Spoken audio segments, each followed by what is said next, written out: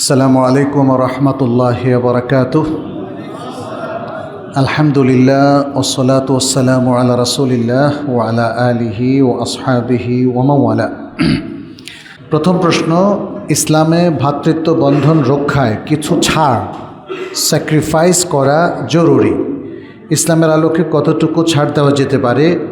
ব্র্যাকেটে লিখেছেন, যেহেতু চারপাশে বেদাত শিরকে জর্জরিত সমাজ। এখন আপনি প্রথমত ভ্রাতৃত্ব বন্ধন তো ঠিক আছে, ইন্নামাল মুমিনুনা ইখওয়া, আল্লাহ তাআলা কোরআনে বলেছেন মুমিনরা পরস্পর ভাই ভাই, অতএব এই বন্ধন রক্ষা করাটা তো ফরজ। এখানে স্যাক্রিফাইসের ব্যাপার না, ভ্রাতৃত্ব রক্ষা করবেন, রক্তের সম্পর্ক হলে সেটাও রক্ষা করবেন, আর দ্বীনি ভ্রাতৃত্বও রক্ষা করবেন। কিন্তু কোনো ব্যক্তি যদি কোনো অপরাধ করে, ভুলে সম্পৃক্ত হয়, সেখানে ছাড় দেওয়ার অথরিটি কি আপনি? ছাড় দেওয়ার অথরিটি অর্থাৎ কর্তৃত্ব কি আপনার হাতে? যেমন একজন চুরি করলো, তাকে ক্ষমা করে দিতে পারবেন আপনি? একজন খুন করলো, তাকে ক্ষমা করে দিতে পারবেন আপনি? ছাড় দেওয়া বলতে গেলে কী বোঝাচ্ছেন? একজন লোক বেদাত করলো, তাকেও কি ক্ষমা করতে পারবেন আপনি? চুরি করলে দুটো দিক, একটা হলো এর অপরাধ, তার শাস্তি, এটা হলো রাষ্ট্র, মুসলিম রাষ্ট্র, মুসলিম শাসক। আর এটা দ্বিতীয় দিক হচ্ছে চুরি করা যে মহাপরাধ, শাস্তি দিবেন কে? আখেরাতে আল্লাহ। তাহলে দুটোর কোনোটাই তো আপনি না, অতএব আপনার এখানে ছাড় দেওয়ার প্রশ্ন আসে না। দ্বিতীয়ত হচ্ছে যেমন শিরিক করা, বেদাত করা, এগুলো হলো পাপ, কিন্তু বেদাত করলে তার হাত কাটা যাবে বা এরকম কোনো কিছু আছে? নাই। এটা পাপ, এর শাস্তি দিবেন কে? আল্লাহ। এটা আখিরাত। শিরকের শাস্তি দিবেন কে? আল্লাহ। কিন্তু কিছু কিছু ক্ষেত্রে হয়তো মুসলিম রাষ্ট্রের কর্তৃত্ব আছে।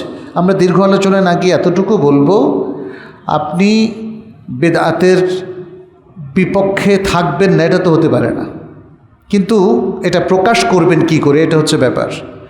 একজন মানুষকে শিরক বিদাত সম্পর্কে তাম্বি করা, ইমানের দিকে তাকে আহ্বান করা, এটা আমার আপনার সবারই কর্তব্য। কিন্তু কোন উসলুবে, কোন পদ্ধতিতে, কোন অ্যাপ্রোচে, এটা হচ্ছে এখানে বুদ্ধিমত্তার পরিচয়। এখানে আল হিকমাহ ওয়াল মাউইযাতুল হাসানাহ, যেটা কোরআন বলছে, উদউ ইলা সাবিল রাব্বিকা বিল হিকমাতি ওয়াল মাউইযাতিল হাসানাহ ওয়াজাদিলহুম বিল্লাতি হিয়া আহসান। তিনটা তরিকা বলেছে, প্রজ্ঞার সাথে এবং সুন্দর উপদেশের সাথে এবং সবচেয়ে উত্তম পন্থায়। তো এটা তো আপনার মন মতো হলে হবে না। আপনি বলবেন বেদাত ইজ নো প্রবলেম, এটা তো কম্প্রোমাইজের বিষয় না, এবং এটাও না যে আপনি স্যাক্রিফাইস করে দিলেন যে ঠিক আছে তোমরা বেদাত করতে থাকো, আমরা কোনো মাইন্ড করব না। আপনার মাইন্ড করারই বা কে? তা আল্লাহ তাআলার পক্ষ থেকেই তো এখানে শাস্তির ঘোষণা আছে। নবী সাল্লাল্লাহু আলাইহি ওয়াসাল্লাম বলছেন, ইয়াকুম ওয়া মুহদাসাতিল উমুর ফাইন্না কুল্লা মুহদাসাতিন বিদআহ ওয়া কুল্লা বিদআতিন দালালাহ ওয়া কুল্লা দালালাতিন ফিন্নার। ঠিক তেমনি যে কোনো পাপের ক্ষেত্রে আপনি হয়তো কিছু করতে পারছেন না, এটা হতে পারে। আপনার যদি কোনোই কর্তৃত্ব না থাকে এবং কোনোই আধিপত্য না থাকে, কোনোই ক্ষমতা না থাকে, তখন তো আপনি কিছু করতে পারবেন না। এটাকে স্যাক্রিফাইস বলে না, এটা হচ্ছে আপনি দুর্বল মানুষ, পারছেন না। সবল হলে কি করতেন? মারধর করতেন না। এখানেও ব্যাপার হচ্ছে দাড়ির একটা ভূমিকা আর রাষ্ট্রের আরেকটা ভূমিকা, মনে রাখবেন। দাড়ি কিন্তু তিনি আইন প্রয়োগকারী সংস্থা নন, অতএব তার কর্তব্য হচ্ছে তিনি মানুষকে জ্ঞান দিয়ে আলোকিত করবেন, জ্ঞান শেখাবেন, তাকে সুন্দর অ্যাপ্রোচে বুঝাবেন, কনভিন্সড করবেন, মোটিভেশন দেবেন। এটা হচ্ছে দাঁড়ির কর্তব্য। এবং সেই ক্ষেত্রেই আল্লাহ সুবহানাহু ওয়া তাআলার বক্তব্য নবীর প্রতি, যখন তার কোনো কর্তৃত্ব ছিল না, ওমা আলাইকা ইল্লাল বালাগ, প্রচার করাই হচ্ছে আপনার দায়িত্ব। দাঁড়ির দায়িত্ব হলো প্রচার করা, বিচার করা নয়। অতএব একজন দাড়ি বিচারকের মতো তার সুরে তার মতো করে কাজ করবেন না, তিনি একজন শিক্ষকের মতো করে এবং দাড়ির মতো করে কাজ করবেন। বিভিন্ন ফিরকা বা মতাদর্শের দলীয় নেতারা বলে থাকেন যে মুসলিম সকলের আকীদা একই। এখানে তাদের আমাদের সাথে ব্যতিক্রম আকীদা কী উল্লেখ করা যায়? আচ্ছা, আপনার প্রশ্নটা ক্লিয়ার না, তবে এর মেরিটটা আমি বুঝতে পেরেছি। যারা বিভিন্ন দল করে থাকেন তাদের বিপরীতে আপনার জবাবটা কী হবে, এবং যে দাবি করা হয় সকল মুসলিম ফিরকার আকীদা এক, এটা সত্য নয়। শিয়াদের আকীদা ভিন্ন, মুতাজিলাদের আকীদা ভিন্ন, খাওয়ারিজদের আকীদা ভিন্ন, আগা খানিদের আকীদা ভিন্ন। এভাবে বিভিন্ন ফিরকা আছে আমাদের সমাজে। যারা সুফি তাদের আকীদা ভিন্ন, যারা মাজারে নানা রকম বেদাতের পর্ব এবং ওরস করে থাকেন তাদের আকীদা ভিন্ন। তাহলে সবার আকীদা এক হলো কী করে? একটা জায়গায় হয়তো তারা এক, তারা আল্লাহর অস্তিত্ব স্বীকার করে, কিন্তু এটা তো রুবুবিয়তের একটা অংশ। আল্লাহর অস্তিত্ব, রুবুবিয়ত আরও অনেক কিছু আছে। এরপরে বাকি আছে উলুহিয়াত। উলুহিয়াতের ক্ষেত্রে পৃথিবীর অধিকাংশ মানুষ ভ্রষ্টতার মধ্যে নিমজ্জিত। উলুহিয়াত মানে ইবাদত। এই জন্যে সকল নবীদের আহ্বান ছিল ইয়া কওমি উবুদুল্লাহ মা লাকুম মিন ইলাহিন গায়রুহু, হে আমার জাতির লোকেরা তোমরা আল্লাহর ইবাদত করো, তিনি ছাড়া তোমাদের সত্যিকার আর কোনো ইলাহ নেই। কারণ মানুষের সবচেয়ে বড় প্রবলেম হচ্ছে ইবাদতের ক্ষেত্রে। সে কবরে সিজদা করে, সে কবরে মান্নাত করে, সে কবরে পয়সা দেয়, সে কবরে তওয়াফ করে, সে কবরে ওরস করে, সে মৃত ব্যক্তির কাছে চায়, সে পাথর কিনে এ বিশ্বাসে যে পাথরে ভাগ্য ফেরে, তাই না? তাহলে মানুষের ইবাদতের ক্ষেত্রেই সবচেয়ে বড় অধপতন এবং বিভ্রান্তি। সুতরাং সকলের আকীদা, আমল, ইবাদত একরকম নয়। কিন্তু মুসলিম উম্মাহকে একরকম না হওয়া সত্ত্বেও মুসলিম উম্মাহকে কোরআন এবং সুন্নাহর ভিত্তিতে ঐক্যবদ্ধ হওয়ার দিকে আহ্বান করা যাবে। এতে দুটো ফায়দা: এক, কোরআন সুন্নাহর ভিত্তিতে ঐক্যবদ্ধ হওয়া; দুই, যারা কোরআন সুন্নাহ মেনে চলেন না তাদেরকে মেনে চলার জন্য তাদের উপর হুজ্জত কায়েম করা। অতএব আমাদের উচিত হচ্ছে তাদেরকে কোরআন সুন্নাহর দিকে ডাকা, কারণ আল কোরআন এবং আস সুন্নাহর দিকে আসলে তার আকীদাটাও শুদ্ধ হয়ে যাবে। যেটা আমরা জানি সেটি হচ্ছে পৃথিবীর সকল নবীদের আকীদা এক ছিলেন। কীরকম? তৌহিদের দিক থেকে আল্লাহর প্রতি তাদের যে আকীদা তৌহিদ ভিত্তিক, সেটা ছিল এক। এই জন্য সকল নবীদের দাওয়াত এক ছিল, ইয়া কাওমি উবুদুল্লাহ মা লাকুম মিন ইলাহিন গায়রুহু। নবীরা সালাতও পড়তেন, সিয়ামও রাখতেন, যেটা বিভিন্ন নবীর বক্তব্য থেকে, কোরআনিক বক্তব্য থেকে আমরা জানি। কিন্তু বর্তমান যুগের সকল মুসলিম ফেরকার, সেই ফেরকাগুলো ধর্মীয় ফেরকা হোক, সামাজিক ফেরকা হোক, অথবা রাজনৈতিক ফেরকা হোক, তাদের সবার আকীদা এক, এটা শুদ্ধ নয়। আরেকজন প্রশ্ন করেছেন, আমি জীবনে কখনোই কোনো দলে যোগ দেইনি এবং কাউকে বা কোনো দলকে ভোটও দেইনি। এখন শোনা যাচ্ছে দল করা, ভোট দেওয়া ফরজ বা ওয়াজিব। এক্ষেত্রে আমার করণীয় কি? দল করা না করা বা ভোট দেওয়া না দেওয়া ফরজ তরকের কারণে জাহান্নামে যেতে হবে? শুনেন, মুআমালাতের বেশ কিছু জায়গা আছে, সেটা বৈধ কিনা প্রথমে সেটাই দেখা দরকার। আমাদের যে সামাজিক বিভিন্ন কাজকর্ম আমরা করি, বিভিন্ন পেশায় আমরা নিয়োজিত, ব্যবসা বাণিজ্য করি, সামাজিক দায়িত্ব পালন করি, রাজনৈতিক দায়িত্ব পালন করি, এগুলোর প্রত্যেকটা ইভেন্ট শরিয়ার মানদণ্ডে বৈধ কিনা প্রথমে সেই বিচারটা আমাদের দরকার। হ্যাঁ, কারণ এখানে মুআমালাতের বিষয় তো, মানুষ যা ইচ্ছা তাই করে, যেমন ইচ্ছা তেমনই করে। ভোটের ক্ষেত্রে দেখেন, জেতার জন্য এমন হেন কোনো কাজ নেই যা তারা করে না, ঠিক না?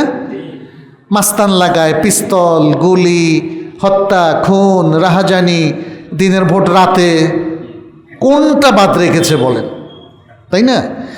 অতএব সব কিছুকে একদম জায়েজ বলা এটা যেমন ভুল, আবার সব কিছুকে একদম হারাম বলা দলিল ছাড়া, হুজ্জত কায়েম ছাড়া, ডিসকাশন ছাড়া, এটাও ভুল।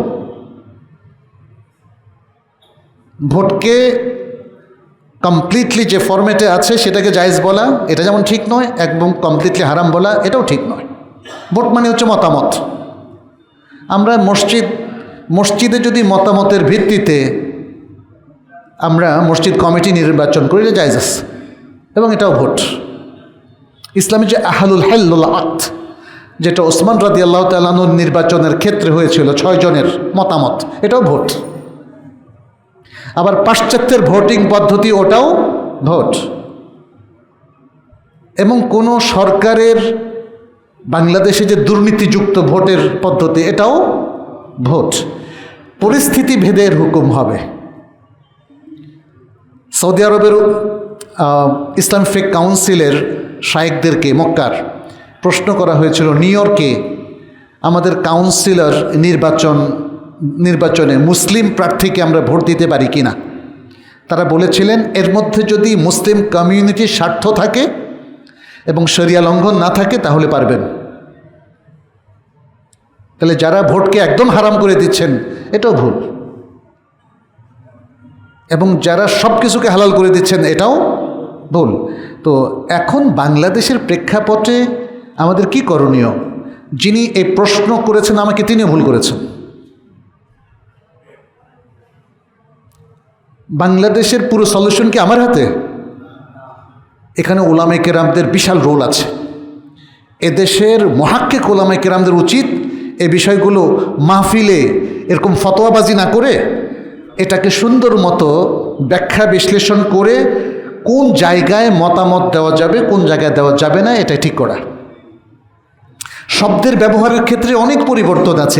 এই সমস্ত জায়গায়ও আমরা একদম জেনারেলাইজ করে ফেলি, কমনলি হয় হালাল অথবা হারাম একটা উত্তর দিয়ে ফেলি, এটাও করা যাবে না। ইসলামে মানুষের অধিকার স্বীকৃত, অতএব প্রত্যেকটা শব্দ ফতোয়া দেওয়ার ক্ষেত্রে আমাদের খুব সুচিন্তিত দেওয়া উচিত।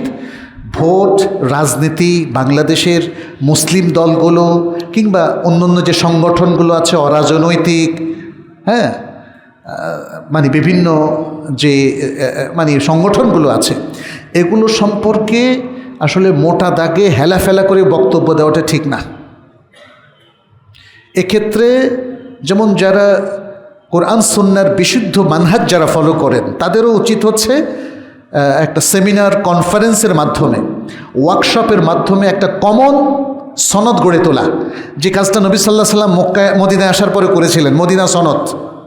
নবী সাল্লাল্লাহু আলাইহি সাল্লামের জন্য মদিনা সনদ লাগে তো না, কিন্তু কেন করেছেন তিনি?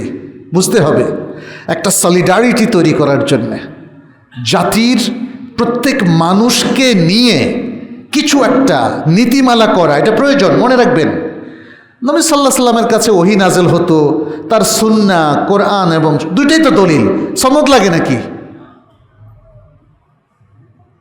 আমাদের কাছেও কোরআন সুন্নাহ আছে, বাট কোরআন সুন্নাহ তো সবাই দাবি করছে।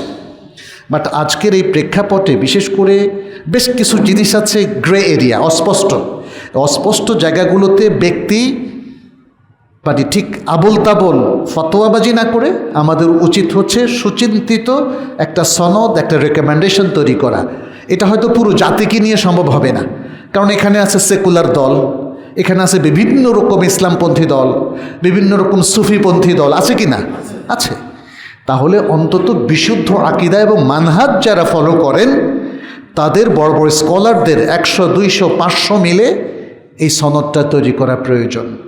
কারণ তখন দেখবেন যে মানুষ স্বস্তি পাবে যে চমৎকার একটা গবেষণা আমরা পেলাম, আমরা এটার নিয়মগুলো ফলো করব। আর এটাকে বলা হয় আল ইজতিহাদ আল জামাঈ, কালেকটিভ ইজতিহাদ। অনেক ওলামায়ে কেরাম মিলে যদি চিন্তা ভাবনা করে একটা সিদ্ধান্ত দেয়, সেটা অনেক বেশি শক্তিশালী এক একজন এক এক রকম সিদ্ধান্ত দেওয়ার চাইতে। এজন্য আমি বলবো, আপনারা প্লিজ এই ধরনের প্রশ্ন প্রত্যেক শাইখের কাছে গিয়ে করছেন, আপনি ক্রস করছেন, মজা পাচ্ছেন, আমি জানি। যারা এই প্রশ্নগুলো করছেন মজা লুটার জন্য প্রশ্ন করছেন। আপনি চান ইনি একরকম উত্তর দেখ, আপনার নিজেরও কিছু উত্তর ঠিক করা আছে, বুঝতে পেরেছেন? এবং নিজেও ফতোয়াবাজি করেন ফেসবুকে, আমি জানি ছোটো ছোটো পোলাপাইন ফতোয়াবাজি করে, অপছন্দ হলে শাইখকে পর্যন্ত গালি দেয়। ইন্না লিল্লাহি ওয়া ইন্না ইলাইহি রাজিউন। আমি ইচ্ছা করে উত্তর দিলাম এই কথাগুলো বলার জন্যে। এটা করবেন না প্লিজ। নিজেকে আলোকিত করার জন্য জ্ঞান শেখেন। আপনি কি রাজনীতি করেন? এই প্রশ্নটা কেন করলেন? এই প্রশ্নটা করার ধরন হচ্ছে শায়েখদের কাছে গিয়ে বলবেন, বা ইসলামী ভালো যারা গঠনমূলক কাজ করে সংগঠনের কাছে বলবেন, আপনারা এই ব্যাপারে দেশবাসীকে একটা গাইডলাইন দেন, এটা বলবেন আপনি। কিন্তু আপনারা প্রশ্নগুলো এমনভাবে করেন যাতে কিছু ভুল হয়ে যায় আর ধরবেন, ফেসবুকে লেখালেখি করবেন, বুঝতে পারছেন? এটা নেক নিয়ত না। হয়তো যিনি করেছেন উনি বলুন, না আমার নেক নিয়ত, আমি সরল বিশ্বাসে করেছি। বাট এই ধরনের প্রশ্নগুলো সাধারণত সরল বিশ্বাসে কেউ করে না, আর করলে এটা নিয়ম নয়। নিয়ম হচ্ছে বড় আলেমদের কাছে এসে এটার সলিউশনটা যেন দেশবাসীকে আমরা দেই, সেটা এককভাবে এটার সলিউশনটা সুন্দর হবে না। এই জন্য আমি বলছি, আমি নিজেও যদি সুন্দর হতো তাহলে আমি বলে দিতাম, কিন্তু আমি কিছু রেফারেন্স দিয়েছি এবং কিছু নীতিমালা এখানে দিয়েছি যে ভোটটা, মতামত দেওয়াটা এটা কখনো হারাম হতে পারে, কখনো হালাল হতে পারে ইত্যাদি। গোসল ফরজ হওয়ার পরে কেউ যদি ঝাড়ফুঁক করার জন্য আসে, ফরজ গোসল না করে তাকে ঝাড়ফুঁক করা যাবে কি না? সূরা ফাতিহা, আয়াতুল কুরসি বা ইসলাম, ফালাক, নাস পড়ে। তাহারাত তো ফরজ হচ্ছে সালাতের জন্যে আর কোরআনের মুসহাফ স্পর্শ করার জন্যে, বাকি অন্য কোনো কাজের জন্য তাহারাত শর্ত নয়। যার উপর গোসল ফরজ হয়েছে তিনি কি পশু জবা করতে পারবেন? উত্তর হচ্ছে পারবেন। আকিকা করতে পারবেন? উত্তর হচ্ছে পারবেন। তিনি কি খেতে পারবেন? এক গ্লাস পানি হঠাৎ পানির তৃষ্ণা, গোসল করে পানি খেতে হবে নাকি গোসলের আগে খাওয়া যাবে? তবে উত্তম হচ্ছে যার উপর গোসল ফরজ হয়েছে তিনি যত দ্রুত একটু গোসল করে নেন, ফ্রেশ হবেন, একটা পবিত্রতার অনুভূতি থাকবে।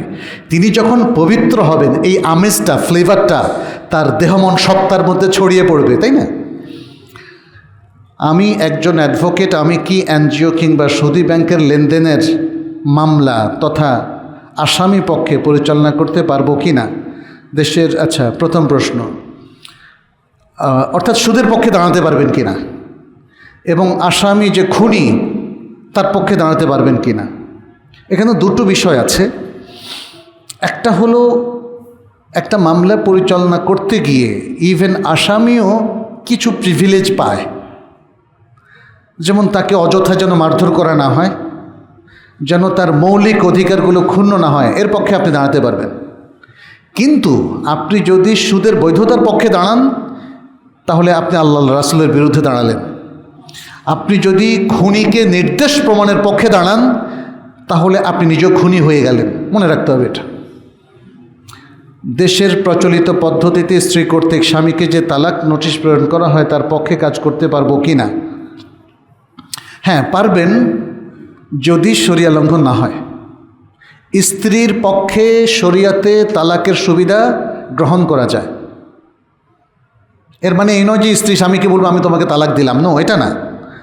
স্ত্রীর পক্ষে তালাক ইনিশিয়েট করার শরঈ বিধান আছে, নানা পদ্ধতি, আমি সে পদ্ধতিগুলো নিয়ে আলোচনা করব না। যেহেতু স্ত্রীর পক্ষে তালাক পতিত হতে পারে, অতএব কোনো আইনজীবী যদি স্ত্রীর পক্ষে শরিয়ার বিধান মোতাবেক সেই তালাক পতিত হওয়ার পক্ষে কাজ করেন, এটা জায়েজ আছে। কিন্তু অধিকাংশ অ্যাডভোকেট তারা শরিয়ত জানেন না, ফলে তারা শরিয়ত বিরোধী কর্মকাণ্ডে এই তালাকের মধ্যে লিপ্ত হতে আমি প্রচুর দেখেছি। অতএব আমি সতর্ক করছি, আপনাদেরকে নসিহা করছি, এইভাবে অসতর্কভাবে তালগোল পাকিয়ে স্ত্রীকে তালাক দেওয়ানোর ব্যবস্থা করবেন না। যা করবেন সেটা যেন শরিয়া সম্মত হয়। এবং আমি মহিলাদেরকেও বলবো, আপনারা যদি স্বামীর সাথে সংসার করতে না চান তাহলে শরিয়ত অনুযায়ী কিভাবে তালাক পেতে পারেন, এর জন্য শুধু অ্যাডভোকেট যথেষ্ট নয়, এর জন্যে মুহাক্কিক আলেমদের কাউন্সিলিংও আপনাকে নিতে হবে। আলেম হয়তো তিনি অ্যাডভোকেট নন, বাট তার কাউন্সিলিংটা নিয়ে তারপরে প্রচলিত ধারায় এটাকে রেজিস্ট্রেশন করার জন্যে আপনি যাবেন। অন্যথায় আপনাদের তালাক হয়তো সঠিকভাবে হয়নি, ফলে আপনি তালাক প্রাপ্তা না হয়েই যদি দ্বিতীয় কোথাও বিবাহ বন্ধনে আবদ্ধ হন, আপনার সে বিবাহটা বাতিল বলে গণ্য হবে। এমনকি 10 বছর পরেও যদি আপনি জানতে পারেন যে আপনার বিবাহটা শুদ্ধ হয়নি, অথচ 2-3টা বাচ্চা হয়ে গেছে, তবুও তখনও আপনার বিবাহ বাতিল বলে গণ্য হবে। অতএব জিনিসটাকে শুরু থেকেই কারেক্ট করে নেন, শুরু থেকেই উল্টা পাল্টা করবেন না। চেয়ারে বসে নামাজের হুকুম জানতে চাই, এটার হুকুম একটাই যে যদি চেয়ারে বসে সালাত আদায় করা ছাড়া সালাত আদায়ের আর কোনো উপায় না থাকে তখন সালাত চেয়ারে বসে করতে পারবেন, আর যদি আর কোনো উপায় থাকে তখন চেয়ারে বসে করবেন না, বসে করবেন। রাসূল সাল্লাল্লাহু আলাইহি সাল্লাম তার মৃত্যুর আগে যখন অসুস্থ হয়েছিলেন কিভাবে করেছেন? বসে না? বসে, তাশাহুদে যেভাবে বসে ওইভাবে করেছেন। তিনিও তো পারলে তখনও চেয়ার বা উঁচু জায়গা ছিল, কিন্তু তিনি সেটা করেন নাই। তাতে বোঝা গেল যে ফরজ সালার ক্ষেত্রে, এটা ফরজ সালা, নফল সালা বসে পড়তে পারবেন, চেয়ারে বসে, গাড়িতে বসে, কোনো সমস্যা নেই। কিন্তু ফরজ সালাতের ক্ষেত্রে নির্দেশ হলো, নবী সাল্লাল্লাহু আলাইহি সাল্লাম বলেছেন সাল্লি কায়েমান, দাঁড়িয়ে সালাত আদায় করো। ফাইন লাম তাস্তাতি ফাকাইদান, না পারলে বসে। ফাইন লাম তাস্তাতি ফাআলা জামবিন, আর না পারলে শুয়ে। তাহলে না পারার বিষয়টা জড়িত। আপনার কোমরে ব্যথা, আপনি বসতেও পারেন, দাঁড়াতেও পারেন, বাট আপনি বললেন যেহেতু ব্যথা একটা আছে বসেই পড়ি, নিজের মুফতি নিজে, এই সালাদটা হবে না, এই সালাদটা হবে না। দাঁড়াতে পারেন, দিল বসলেন কেন? অনেকে না, আমি দেখেছি অনেকে দাঁড়াতে পারেন, হেঁটে আসতেছেন, তারপরে সালাত বসে পড়েন। আচ্ছা বলেন তো, দাঁড়াতে পারেন না উনি? দাঁড়াতে পারেন। মানে সব জায়গায় আমরা ফতোয়াটাকে এত কমন করে ফেলেছি, নিজের ফতোয়া নিজে দিচ্ছি। হ্যাঁ, মূর্তি পূজায় পাহারা দেওয়া, অংশগ্রহণ করা, পূজার শুভেচ্ছা জানানো সম্পর্কে ইসলাম কি বলে? সাধারণত অমুসলিমদের কোনো পূজা বা স্পেশাল ইবাদতে অংশগ্রহণ করা মুসলিমদের জন্য জায়েজ নেই। এখন মুসলিম প্রশাসন অমুসলিমদের নিরাপত্তা দেওয়ার ক্ষেত্রে যেহেতু এখানে আর্মি এবং পুলিশ আছে, তাদেরকে যদি পাহারা দেওয়ার দায়িত্ব দেয়, এটা জায়েজ আছে। পাহারা দেওয়ার দায়িত্ব রাষ্ট্রীয়ভাবে অর্পিত হয়েছে যেন অমুসলিমরা তাদের কাজ সেফলি করতে পারে, নিরাপত্তার সাথে করতে পারে। এর মানে এই নয় যে ওনারা পূজা সহযোগিতা করলেন, পূজা তো হচ্ছে অন্য একটা ধর্মের কাজ। আচ্ছা, এখন আপনি যদি স্বেচ্ছা প্রণোদিত হয়ে এ কাজটা করেন, তাহলে আপনার অথরিটিটা কোথায়? আপনি এতটুকু বলতে পারেন এলাকার যারা অমুসলিম আছে, হিন্দু খ্রিস্টান আছে, যে আপনাদের কোনো ভয় নাই, আমরা যাতে আপনাদের উপর কেউ কোনো আক্রমণ না করে সেটা দেখব, এটা ঠিক আছে, এতটুকু পর্যন্ত জায়েজ আছে। বাট পূজার কাজকে সার্থক করে তোলার জন্যে পূজার অভিবাদন, স্বাগত জানানো, বা এগুলো আসলে শরিয়াসম্মত নয়। এজন্য মুসলিম প্রশাসনের সাথে যারা আছেন তাদেরকে একটু সতর্ক থাকতে হবে যে শরিয়া যতটুকু অ্যালাউ করে আমরা তার মধ্যে সীমাবদ্ধ থাকি। পূজা কিংবা অন্য ধর্মীয় যে কোনো অনুষ্ঠানকে সাফল্যমণ্ডিত করার জন্যে তাদের লোকদেরকে আপনি ব্যবস্থা করে দেন, তাদেরকেই প্রহরায় দেন, তাহলে আরও বেশি সেফ হবে না? নিজের ধর্মের লোকেরা নিজেদের অনুষ্ঠানগুলো পাহারা দিচ্ছেন, এটা কি বেটার না? এটা বেটার। অতএব আমার কাছে মনে হয় প্রত্যেক ধর্ম তার পবিত্রতা বজায় রাখতে হবে, এটা একটু খেয়াল রাখতে হবে আমাদের। হিন্দুদেরকে তাদের ধর্মের দায়িত্ব দেন, মুসলিমরা তাদের নিজেদের দিনের দায়িত্ব পালন করবে, আর অমুসলিমদেরকে অভয় দেবে যে আপনাদের কেউ যেন আক্রমণ করতে না পারে, আমরা সেটা দেখব, তাই না? এভাবে যদি হয় তাহলে কোনো সমস্যা নেই। কিন্তু যেটা আজকাল হয়ে গেছে, পূজা কিংবা অন্য ধর্মীয় অনুষ্ঠানগুলোকে হয়তো আমাদের মুসলিমরা অতিরিক্ত উদারতা প্রদর্শন করতে গিয়ে সেটার সাথে কানেক্টেড হয়ে যাচ্ছে। তো আপনি একটা জিনিস দেখেন, আমাদের ঈদের সালাতে কি হিন্দুরা এসে জমায়েত হবে? কিংবা কোরবানি, যে 6 জন হলো মুসলিম, 1 জন হলো খ্রিস্টান অথবা হিন্দু, যেহেতু এটা আমাদের এক্সক্লুসিভ প্রোগ্রাম, আমাদের আমেজটা নষ্ট হয়ে যায় যখন একটা ইবাদতের মধ্যে মুসলিম অমুসলিম একসাথ হয়ে যায়। ঠিক ওই ধর্মেরও একটা তাদের কাছে, তাই না, একটা ভাবমূর্তি আছে, তারাও যেন স্বাধীনতার সাথে সেটা করতে পারে, এতটুকু দেওয়াই যথেষ্ট। আমাদের তাদের সাথে মার্জ হয়ে যাওয়া, এটা আমার মনে হয় ভুল হয়ে যাবে। ব্যাংকে ক্রেডিট কার্ডের মাধ্যমে ইএমআই পদ্ধতিতে পণ্য কেনা শরিয়া সম্মত কিনা? না, ক্রেডিট কার্ডের ব্যবহার নিতান্ত বাধ্যতামূলক না হলে জায়েজ নাই, এক। দ্বিতীয়ত হচ্ছে, ক্রেডিট কার্ড যদি ব্যবহার করেন তাহলে সুদি লেনদেন কিন্তু সেখানে করা যাবে না। ঠিক অনেকটা সুদি ব্যাংকের সাথে লেনদেন করার মতো, নিতান্ত বাধ্যতামূলক না হলে সুদি ব্যাংকেও লেনদেন করবেন না এবং অ্যাকাউন্ট খুলবেন না। আর যদি খোলেন, বাধ্য হন, সুদ খাবেন না, সুদ নেবেন না। ক্রেডিট কার্ডের ব্যাপারটাও তাই। এখানে যেমন 45 দিন বা 60 দিন পর্যন্ত তারা সুদ না নেওয়ার ব্যবস্থা রাখে। প্রথম কথা হচ্ছে, আপনি ক্রেডিট কার্ডটাই ওপেন করবেন না। আপনার তো ডেবিট কার্ড দিয়ে কাজ চলছে কি না? এটা একটা ভুল ধারণা আমাদের ব্যাংকগুলো মানুষের কাছে ছড়ায় যে ক্রেডিট কার্ড, ডেবিট কার্ড যে আছে এটা অনেক সাধারণ মানুষ এখনও জানে না। ডেবিট কার্ড হচ্ছে আপনার ব্যাংকের নিজের টাকার এগেনিস্টে যে কার্ডটা আপনি পান, এবং এই কার্ডটা দিয়ে আপনি টেলার মেশিন থেকে টাকা তুলতে পারেন। বিদেশে গেলে ডেবিট কার্ডটা নিয়ে ডলার তুলতে পারেন, কেনাকাটা করতে পারেন। ডেবিট কার্ড, যে কোনো ব্যাংকের ডেবিট কার্ড দিয়ে কিন্তু আপনি কেনাবেচা করতে পারেন। কিন্তু ব্যাংক কেন ডেবিট কার্ডের চাইতে ক্রেডিট কার্ডকে প্রাধান্য দেয়, এটা হয়তো অনেকে জানেন না। ব্যাংক সিস্টেমটাই, আধুনিক ব্যাংকিং সিস্টেমটাই বেসড অন ক্রেডিট। তারা ঋণ দিলে তাদের লাভ বেশি, এজন্য তারা পাগলের মতো ক্রেডিট সিস্টেমটাকে জিইয়ে রাখতে চায়। একটা দেশের অর্থনীতির মধ্যে ব্যাংকই মানি মেক করে, টাকা উৎপাদন করে ব্যাংক। সে বিভিন্ন লোকের কাছে এটা ধার দিয়ে দিয়ে দিয়ে দিয়ে সুদ নিয়ে নিয়ে টাকা ইনক্রিজ করে। আর ক্রেডিট কার্ড হচ্ছে সবচেয়ে ইফেক্টিভ টুল। এই ক্রেডিট সিস্টেমটাকে বর্তমান যুগে অনেক ফুলিয়ে ফাঁফিয়ে এটাকে ইফেক্টিভ করার জন্য ক্রেডিট কার্ড হলো সবচেয়ে উত্তম টুল। এই জন্য ব্যাংকগুলো, অফিসে, আদালতে, রাস্তার মানুষ সবাই, ভাই একটা ক্রেডিট কার্ড করেন, ভাই একটা। আপনি যখন আমেরিকাতে যাবেন দেখবেন অনেকগুলো কোম্পানি আপনার কাছে চলে আসবে, একটা ক্রেডিট কার্ড করেন, $50,000 পেয়ে যাবেন, তুলে দিতে পারবেন কোনো কিছু ছাড়াই, কোনো গ্যারেন্টি ছাড়াই। তো যাই হোক, এই ক্রেডিট সিস্টেমের মধ্য দিয়ে ব্যাংকগুলো সচল থাকে, টাকা উৎপাদন করে। ফলে তারা ডেবিটের মধ্যে কোনো সুযোগ দেয় না। দেখবেন যে যত সুযোগ সুবিধা সব ক্রেডিট কার্ডে।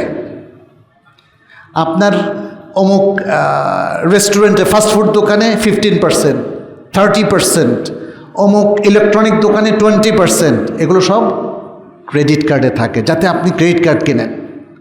কিন্তু ক্রেডিট কার্ড আপনার বাধ্যতামূলক না হলে, তা আসলে বাধ্যতামূলক নাই, আমার দৃষ্টিতে আমি বাধ্যতামূলক ফিল করছি না। আমরা ডেবিট কার্ড দিয়েই সব কাজ করতে পারছি, কিন্তু আপনি ফ্যাসিলিটিগুলো পাবেন না।